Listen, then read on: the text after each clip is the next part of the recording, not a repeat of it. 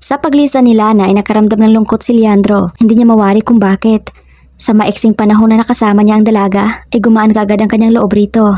At hindi niya namalayang tumulo na pala ang kanyang luha. Napansin siya ni Aming. Tinapik siya nito sa balikat. Ano mga kasama? May nakita ba kayong sirena? Wala. Nilibot na namin ang buong isla. Pati sa dagat, wala din. Buwisit. Niloloko lang pala tayo ng taong sumigaw kanina. So, ikaw yung sumigaw kanina? Tanong ni Esther habang sila'y nakaupo sa sala. Opo, ako po. Paano mo nalaman yung tungkol kay Lana? Bakit parang hindi ka nagulat nung nakita mo siya kanina? Pagtatakang tanong ni Aming. Lana, lumapit ka na kasi dito. Baka mahulog ka. That's enough. At nakita niya pagkakaroon nito ng kaliskis. Hindi lang niya ito pinahalata kay Lana, kaya pagdating niya sa kanyang bahay ay agad itong nag-research patungkol sa mga sirena. Hindi siya tumigil hanggat hindi niya nalalaman kung bakit nagkakaganon ang dalaga, at hindi nagtagal ay nakumpirma din niya na si Lana ay isang sirena? You're a mermaid? Lana? No way.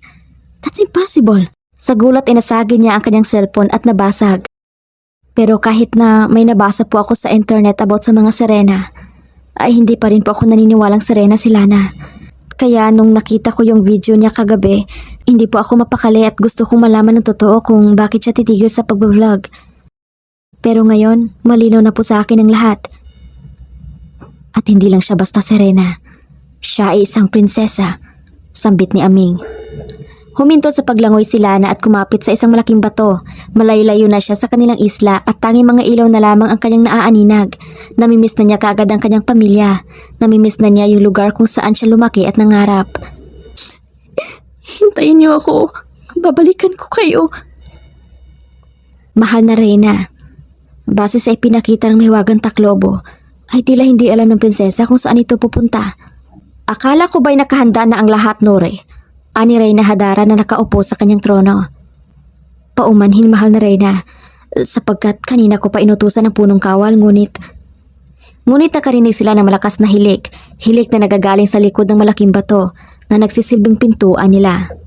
Entonto Deo! Galit na sigaw ng Reyna na ang ibig sabihin ay wala kang kwenta. Umalingaw ang boses nito sa loob ng kuweba, kaya agad na bumangon ang pinuno at nagbigay galang sa mahal na Reyna. Patawad, mahal na Reyna Hadara, sapagkat ako ay napuyat kagabi sa pagbabantay sa bukana. Nakayukong wika ni Oceano, ang pinuno ng mga kawal na kinabibilangan ng 50 sireno. Hindi maaaring mapahamak ang prinsesa. Kaya ano pang hinihintay mo, Oceano? Ora mismo, mahal na Reyna. Gaya nga ng sabi ni Aming, ang mundo ng mga sirena o sireno ay kakaiba sa mundo ng mga tao. May sarili itong batas at paniniwala. At higit sa lahat, may kapangyarihan. Ngunit magkapareho pagdating sa pag-uugali. May masama, mayroon ding mabuti. Sa pinakailalim ng dagat matatagpuan ang isang pulo na pinamumugaran ng mga nilalang sa dagat. Walang iba kundi ang mga sirena. Ang nasabing pulo ay mayroong nakatagong kuweba na tinatawag nilang Azul Paraiso. Habang nasa kalagitnaan ng kanyang kalungkutan ay tinawag siya ng mga kawal. Prinsesa Lana, pinapasundo na kayo ng mahal na Reyna. At wala siyang pag-aatubiling sumama sa kanyang mga kauri. Dumaan sila sa lagusan. Ang lagusan ng kanilang nagsisilbing daan patungo sa mundo ng mga tao at sa lugar ng mga kaaway. At ang tanging may kakayahang magbukasara lamang nito ay si Hadara. Ingranding handaan ang sumalubong kay Lana. Sa labas pa lang ng paraiso ay pinaligiran na siya ng mga magagandang sirena na may hawak ng mga kwintas na gawa sa perlas upang ialay sa kanya. Masayang masaya ang mga ito sa pagbabalik ng kanilang prinsesa. Ngunit si Lana ay hindi natutuwa sa kanyang mga nakikita. Sa isip niya, so weird.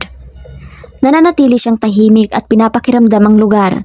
Ningitian siya ng mga kapwa niya sirena pero tinarayan lang niya ang mga ito. At bago siya tuluyang makapasok sa loob kung nasaan ang kanyang ina ay kinakailangan muna niyang mabasbasan. Ang nasabing ritual ay ginagawa para sa mga nilalang nahaharap sa mahal na Reyna sa unang pagkakataon. At wala siyang takas dito kahit paanak siya ng Reyna. Yan ang isa sa kanilang mga patakaran na kailangang sundin. Ang gumagawa ng ritual ay ang pinakamatandang sireno na si Tatang Abay. Si Abay ay tiyuhin ng Reyna. At hindi lang pagbabasbas ang kanyang ginagawa sa kanilang mga panauhin, sapagkat si Abay ay meron ding kapangyarihan na mabasa ang mga nilalaman ng puso't isipan ng isang nilalang, kung ito'y kanyang mahahawakan. Layunin din ito upang mahadlangan ang anumang masasamang binabalak laban sa mahal na Reyna at sa pamilya nito. Sa madaling salita ay hindi basta-basta makakapasok ang kahit na sino sa loob ng Azul, kahit pa ang kanilang mga kauri. Ang tanging kasama lamang ni Hadara ay ang kanyang kanang kamay na sinuri na may kakayahang makita ang mga nangyayari sa lupa gamit ang mahiwagang taklobo. Kasama rin niya ang kanyang 5 alalay at si Ali o Alimasag, ang kanyang paladesisyon na kaibigan.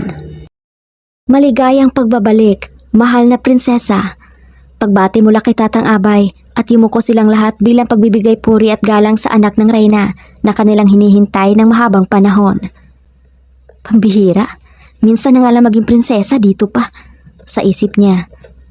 Pero hindi siya nakikinig sa mga sinasabi sa kanya ni Tatang Abay. Umagaw kasi sa kanyang atensyon ng mga perlas na kumikinang-kinang sa paligid. At bukod doon ay may nakita rin siyang pagong na may mukhang tao.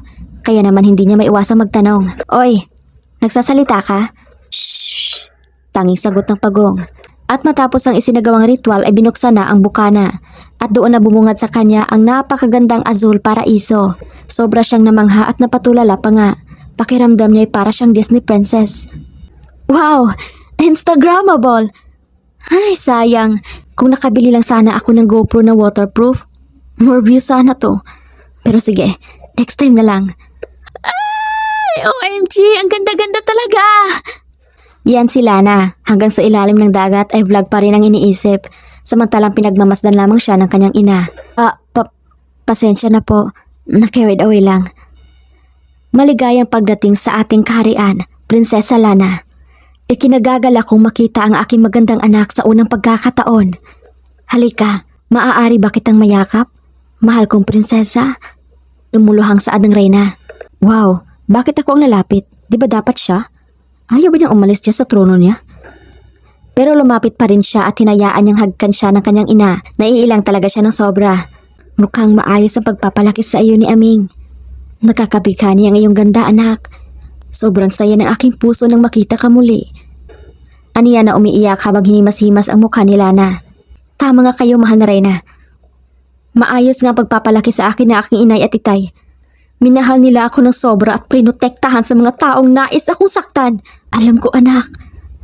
Kaya sa kanilang muling paglaot, matitikman nila ang ganti ng isang ina. Anong gagawin niyo, mahal na reyna?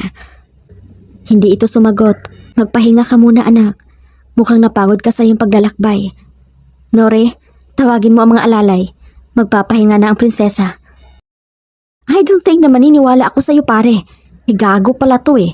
Kagabi ko lang nalaman, before ka tumawag. No, pare. Ikaw yung gago dito. Kasi tinanong kita kahapon pero ang sabi mo wala kang alam.